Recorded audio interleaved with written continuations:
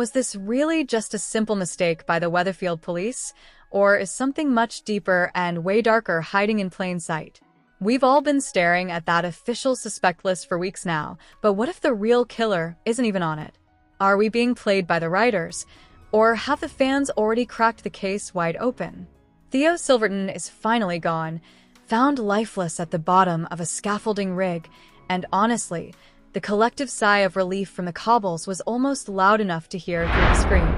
But that relief quickly turns into pure paranoia when you realize a murderer is walking the street right now. The official lineup gives us the usual suspects: Todd, the victim of his abuse; George, the protective father figure; and Summer, the grieving daughter who just found out the truth. But soap operas love that Bobby Beale effect, where the person you least expect, the one not even under the microscope, turns out to be the monster. Let's look at why Theo had to go in the first place. James Cartwright played this role with such a skin-crawling intensity that justice through the courts just wouldn't have felt like enough for us as viewers. There is a specific kind of soap opera morality here, what the actor himself calls Corey's own brand of justice.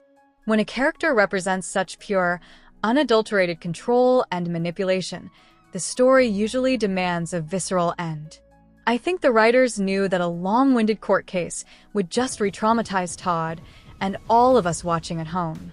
It's a bold choice to kill him off, but it's an analytical necessity to keep the show's momentum from stalling in a sea of legal jargon. Do you agree that death was the only way out for this storyline? It feels like the only way to truly close that chapter of abuse.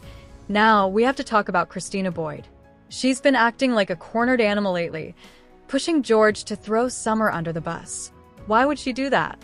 On the surface, she says she's protecting George, but her behavior screams of a woman drowning in her own guilt. She forgot to mention stopping for petrol? In the world of Coronation Street, no one just forgets a detail that major unless they are trying to scrub a specific window of time from the record. Christina is the perfect distraction because she's erratic and, as some characters have said, a bit of a lunatic. Her sudden desperation to frame a young girl like Summer is emotionally jarring. It shows an ugly side of her, the willingness to sacrifice a kid's future to secure her own present. My take? Christina is way too obvious. She's being set up as the villain of the investigation so that the real killer can stay in the shadows. Her behavior is driven by a frantic need for self-preservation, but it lacks the cold, calculated precision we saw on the night of the murder. This is where things get truly interesting because fans are convinced that Miles, Theo's estranged son, is the one who did it. Think about it. Why bring him back for a literal 2-minute cameo just to have him walk off in disgust? In scriptwriting, if you show a son with a motive in the first act, he has to fire the shot by the third. Miles isn't just a random character. He is a symbol of everything Theo destroyed before he even stepped foot on the cobbles. Miles has gone through the horrific trauma of conversion therapy, a practice that Noah Headley, the man now with his mother, actually rehearsed on him. Miles is a powder keg of repressed identity and paternal resentment. When he saw his father hitting people during that family dinner, any family loyalty vanished. Emotionally, he's a young man who has been told his very existence is a sin, and he likely sees his father as the architect of all that pain. If Miles killed Theo, it transforms this story from a simple whodunit into a Greek tragedy about the sins of the father. I'm siding with the fan theories here. It's a brilliant narrative move to have the killer be someone the police aren't even looking at. It rewards those of us who pay attention to the small, supposedly arbitrary details.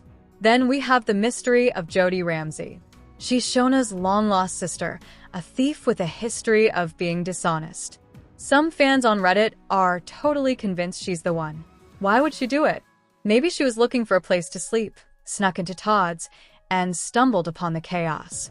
If Jodi killed Theo, it might have been an accident or a panicked reaction from a woman used to living on the edge. But in my opinion, that might feel a bit hollow. We've invested months into Theo's abuse of Todd. To have him killed by a newcomer we barely know would feel like a cop-out. Jodi represents the chaos factor, the reminder that in Weatherfield, you're never truly alone in the dark. We also can't ignore the absolute wreck Theo has left behind. Todd is traumatized, grieving a man who broke him, and now he has to watch his friends and family turn on each other.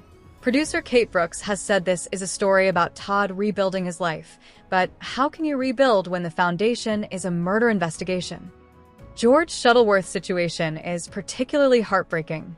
He loves Todd like a son, and we've seen him go to extreme lengths to protect him, even bundling Theo into a bathroom and tying the door shut with a dressing gown cord just to buy Todd time to escape.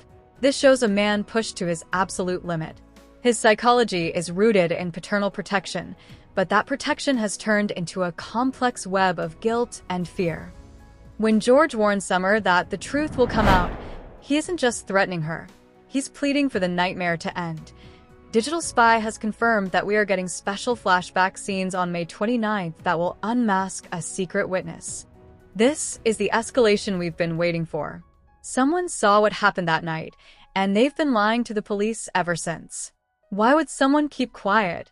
Guilt? Fear of Theo? Even in death? Or maybe they're protecting the very person we're discussing, an unlikely killer like Miles or Jody. This narrative device is a classic tension builder. It forces us to reevaluate everything we think we know. We think we're watching a story about Christina's lies, but the flashback might divert us into a completely new story territory. There's something poetic about Theo dying on a construction site. He spent his life trying to build a perfect, controlled version of Todd, only to be destroyed by the very tools of that construction. The scaffolding represents how precarious his power really was. There's something poetic about Theo dying on a construction site. He spent his life trying to build a perfect, controlled version of Todd, only to be destroyed by the very tools of that construction. The scaffolding represents how precarious his power really was. Once the people around him, Todd, George, Summer, started to pull at the supports, the whole structure was bound to collapse. My interpretation of the murder is that it wasn't a premeditated execution. I believe it was a moment of defense, a struggle that ended in a fatal fall. Whether it was Miles, Jody, or even someone like Sarah Platt, the act likely wasn't born of a desire to become a killer, but a desperate, animalistic need to stop a predator. What happens next? The police are currently fixated on Summer because her brooch was found at the scene and her diary was full of angry entries. DS Lisa Swain is a woman on a mission, and she has a bit of a habit of putting innocent people in prison. If Summer is charged, the emotional explosion within the family will be nuclear. I predict that the secret witness will be the one to save her, but at a massive cost. If the witness is George, and he's been hiding the truth to protect someone else, his relationship with Todd might never recover. The consequences of this murder will ripple through Weatherfield for years. We aren't just looking for a killer, we're looking at the slow-motion destruction of a community's trust. Let's go back to Miles because the weight of his return is too heavy to ignore. He appeared, he saw his father's true colors, and he vanished. But we know that Billy recently reported Miles to the police for his involvement in conversion therapy pamphlets. Miles was let off with a caution. Psychologically, this puts Miles in a state of double resentment.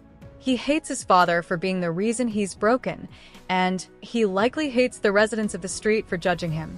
If he encountered Theo on that scaffolding, the rage of a lifetime of abuse could have boiled over in a single shove. And because he's not a regular on the street anymore, he's the perfect person to commit the crime and leave the main cast to deal with the fallout. It's the expendable character strategy, and it's a staple of soap writing. In my opinion, if the killer turns out to be Todd or George, the story loses its teeth. We want to see Todd move on, not go to prison. We want George to remain the moral compass of the funeral parlor, not a man with blood on his hands. Making the killer someone like Miles or Jody allows the show to have its cake and eat it too. We get the satisfaction of Theo's death, the thrill of a mystery, and the main characters can remain victims of the situation rather than perpetrators. It's a safer bet for long-term storytelling. The audience is already primed to accept a shock killer because the obvious ones are too painful to lose. We see this complexity in the way characters are reacting to the investigation. Christina is flustered and nervous, seemingly more worried about George than George is about himself. Why? Is she worried he'll take the rap for her? Or does she know he's innocent and is terrified that the police's incompetence will rob her of her partner? And then there's Summer. She discovered that Theo was responsible for Billy's death. That is a massive emotional trigger. While she might be innocent of the final blow, her psychological state was definitely dark enough to wish him dead. The fact that her brooch was at the scene is a classic soap trope, physical evidence that points to the wrong person but reveals a deeper truth about their location. The tension is only going to get worse as the police station becomes a pressure cooker. Lisa and Kit Green are teaming up, and they're hungry for a result. When the police are desperate, they make mistakes, and those mistakes will force the real killer, the one not in the lineup, to either flee or commit another act to stay hidden. This is the escalation that keeps us glued to the screen. My final prediction is that the truth will be revealed through a witness who is too scared to speak, but too guilty to stay silent. Whether it's Miles who did the deed or someone like Jody who saw it all, the reveal will be a punch in the guts for the street. Theo's death was supposed to be the end of the nightmare, but it's actually just the beginning of a new one. The consequences will include broken relationships, legal battles, and a permanent stain on the reputation of some of our favorite characters. But isn't that why we watch? We watch for the mess, the drama, and the reality that in Weatherfield, nobody is ever truly innocent. We can't ignore the psychological weight of the conversion therapy plot. Theo wasn't just an abuser. He was a victim of this horrific practice himself, which he then tried to inflict on others through Noah. This creates a cycle of trauma that is fascinating to watch. Theo's fidelity to his children was his only positive trait, yet it was that very obsession with his children's purity that drove Miles away. If Miles is the killer, it's a rejection of that cycle. It's a son saying, "You will not do this to me, and you will not do this to anyone else." It's a powerful, albeit dark, resolution to a storyline about identity and control. I think the writers have spent too much time on Miles' backstory for him to be just a red herring. He is the key to the whole mystery. Actor James Cartwright made a great point about why Theo had to die rather than go to court. He asked if there was an appetite for people to relive domestic violence while they are enjoying their corned beef hash. This is a brilliant observation about why we watch soap operas as comfort viewing. Even when they tackle gritty, brutal subjects, there's a limit to how much the audience can take before it becomes too much. Killing the villain provides a definitive, clean end that a court case can't offer. It's a psychological release for us. This was the right move for the show's health, even if it feels unrealistic compared to real life. Soaps are about heightened reality, and Theo's death is the ultimate heightening of the stakes. The upcoming secret witness plot is the missing piece of the puzzle. We know someone saw Summer leaving the flat. George saw her. But did he see more? Did he see the actual killer? The psychology of a witness who lies is often rooted in fear of the truth being even worse than the lie. If George saw Miles kill Theo, he might be lying to protect Miles. Not for Miles' sake, but for Todd's. He knows how much Todd has already lost. Could he handle knowing his stepson is a murderer? This creates a complex web of guilt and fear that is the hallmark of a great Coronation Street mystery. We also have some wild theories from the fan base. Some think Sarah Platt might be involved, given how jumpy she's been. She's protective of Todd, and we know she's covered up a murder before. Sarah is a woman who knows how to keep a secret, but the emotional strain usually breaks her eventually. Others have even suggested Sam during a psychosis episode. While this seems unlikely, it highlights how much the audience is looking for any alternative to the official suspects. We don't want it to be the people we see every day. We want it to be someone who represents a clean break from the misery Theo caused. Conclusion. The whodunit for Theo Silverton is a masterclass in soap opera manipulation. By creating a list of suspects we care about, the writers have made us desperate for the killer to be someone else. And that someone else is likely Miles Silverton or Jody Ramsey. Miles has the motive, the trauma, and the narrative weight. Jody has the outsider status and the history of dishonesty. Either way, the reveal this summer is going to change the cobbles forever. We're watching a story about the death of a villain, but what we're really seeing is the birth of a whole new era of secrets and lies in Weatherfield. Now, I want to hear from you. Who do you think delivered that final blow? Do you think the official suspect list is just one big smokescreen to protect a shock reveal of Miles? And how do you think Todd will react when he finds out the truth? Is justice really served if the killer is someone he knows and loves? Let's keep this conversation going. Drop your theories in the comments below, and let's debate. Don't forget to like this video if you're as obsessed with this storyline as I am, and subscribe to the channel so you don't miss our deep dive when the killer is finally unmasked this summer. Hit that notification bell. Things are about to get very juicy on the cobbles. Let's quickly address why framing Summer is such a brilliant, albeit cruel, move by the writers.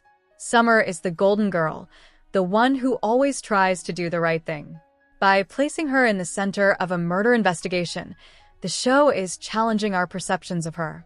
Is she capable of murder? Everyone has a breaking point. Knowing Theo killed her father could have been that point. But it's more likely that she's the innocent victim of a larger conspiracy. The fact that her brooch was found at the scene is almost too convenient. In a real investigation, that would be a red flag for a setup. In a soap opera, it's the catalyst for 3 weeks of dramatic interrogation scenes. We also shouldn't forget Gary Windass. He's been betrayed by Theo, and we know Gary has a history of taking matters into his own hands. He's been taken in for questioning, and fans love it when Gary kicks off. Gary is a man who sees himself as a protector of the street, a self-appointed vigilante. He wasn't afraid of Theo, and Theo was actually kind of afraid of him. If Gary did it, he'll likely find a way to justify it to himself as doing everyone a favor. But again, Gary is an official suspect, which makes him less likely to be the actual killer in a shock reveal. He's another heavyweight distraction to keep us from looking at the sun in the shadows. DS Lisa Swain is becoming one of the most interesting characters in this whole mess. She's questioning her own friends and neighbors, and that takes a specific kind of psychological toll. She has to remain objective, but we've seen her get rattled and interested in small details like brooches. Her investigation is the lens through which we see the story, but we have to remember that Lisa only knows what people tell her, and everyone is lying. She's trying to solve a puzzle where half the pieces are missing, and the other half have been painted over. It's a thankless task, and it's likely to end with her arresting the wrong person before the flashback reveal saves the day. Let's look at the night of the murder one last time. We know it was the climax of Murder Week, a series of episodes that repeated the same day from different perspectives. This non-linear storytelling is designed to confuse us, to make us lose track of who was where and when. The scaffolding itself is a dangerous environment, perfect for an accidental death that looks like murder, or a murder that looks like an accident. If there was a struggle at the top, a single push is all it would take. This suggests the killer didn't necessarily go there with a weapon. They used the environment to their advantage. This fits the Miles theory perfectly, a spontaneous confrontation between father and son that turned deadly. Coronation Street has a long history of iconic mysteries, and the Theo Silverton case is shaping up to be one of the best. It's not just about the identity of the killer, it's about the emotional wreckage they leave behind. The shock won't just be the name of the murderer, it will be the why and the how that comes out in those flashbacks. We are in for a long, hot summer of revelations, and I can't wait to see how it all unfolds. Weatherfield will never be the same again, and for a show that's been on the air for over 60 years, that's saying